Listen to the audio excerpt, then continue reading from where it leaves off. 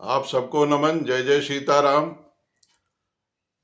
कबीर दास जी ने लिखा है कि यह तन कांचा कुंभ था, लिए फिरे था साथ, घटका लागा फूटी गया, कछु न आया हाथ कबीरा, कछु न आया हाथ। उन्होंने जीवन की क्षणभंगुरता को प्रदर्शित किया है। वो बता रहे हैं कि शरीर का नश्वर शरीर कब पानी के बुलबुले के समान है, कच्चे घड़े के समान है, कब फूट जाए और कब ये दुनिया छोड़ के आत्मा चली जाए आपको पता नहीं चलेगा। इसलिए इस बात का कोई निश्चय नहीं कि कोई 10, 20, 50, 100, 200 वर्ष जिएगा। कब ये कच्चा घड़ा फूट जाएगा कोई भरोसा नहीं। कब ये जो है अंदर का बंद पिंजड़े में जो पक्षी है, आत्मा रूपी पक्षी, कब उड़ जाएगी कोई भरोसा नहीं। आइए इस संबंध में मैं आपको जीवन की नश्वरता और वास्तविकता का दर्शन कराते हुए प्रज्ञा पुराण की एक कथा सुनाता हूं, जिससे आप समझ जाएंगे कि हमारे चारों तरफ कैसे महाकाल काल अपने गाल को फैलाए हुए अपने कराल गाल में सबको समाहित करने के लिए कैसे तैयार है। प्रज्ञा पुराण में कथा आती है कि एक आदमी जंगल में चला जा रहा था तो देखा कि सामने से एक मतवाला हाथी आ रहा है और वो मतवाला हाथी उसी की तरफ दौड़ रहा है, उसको खाने के लिए, मारने के लिए। डर के नाते वो भागा और इतनी तेज भागा कि रास्ते में पड़ने वाले कुएं को भी नहीं देखा। उसके ऊपर इतना डर सवार था कि बेतहाशा भाग रहा था। भागते भागते वो कुआं भी नहीं देखा और उस कुएं में गिर गया। कुएं में गिरते समय, कुआं पुराना था, उसके अंदर कोड़र से एक वृक्ष जो है बाहर निकला हुआ था, जिससे उसकी डालियों पर वो लटक गया।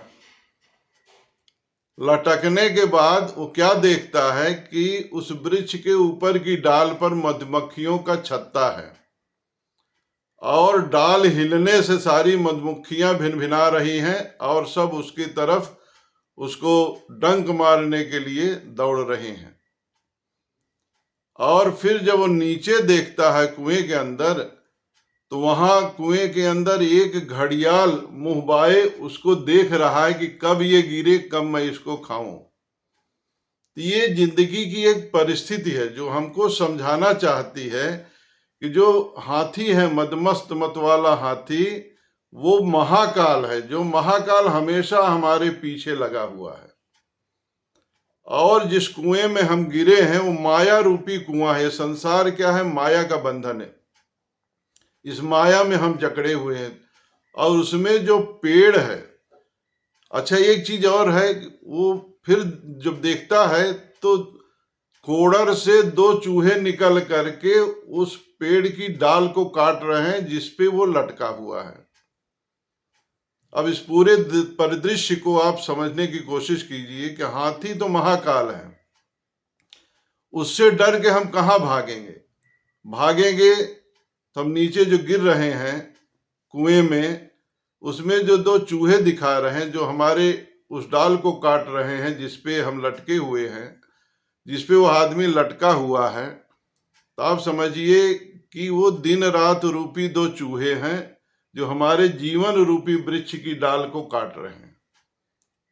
एक एक दिन, एक एक रात बीतता जा रहा है और हम अपने कल्याण के लिए कोई काम नहीं कर रहे हैं। कर क्या रहे हैं कि डाल हिलने से जो मधु का छत्ता जो हिला है तो उससे मधु टपक रहा है और उसको वो मुंह बा करके मधु के टपकने की बूंद को मुंह में ले करके रसास्वादन कर रहा है।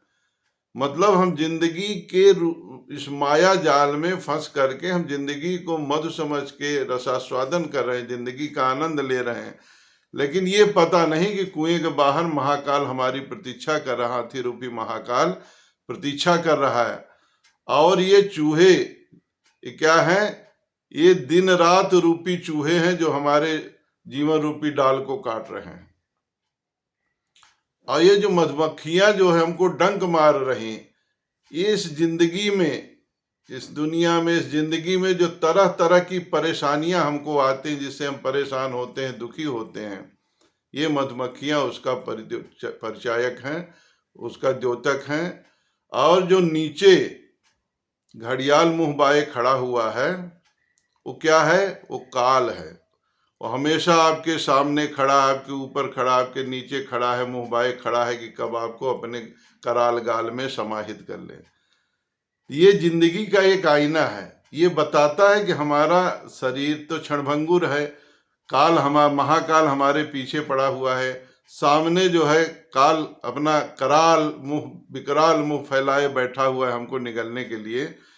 तो इसमें जीवन रूपी जो अमृत है उसका हम पान न करके हम प्रभु का स्मरण करें, हम उनका भजन करें, उनका पूजन करें। जो भी हमारे पास समय है, आज है, कल है, परसों है, जो भी है, कोई भरोसा नहीं, हम कम से कम अपने को प्रभु सुमिरन में समर्पित कर दें ताकि हमारा कल्याण हो।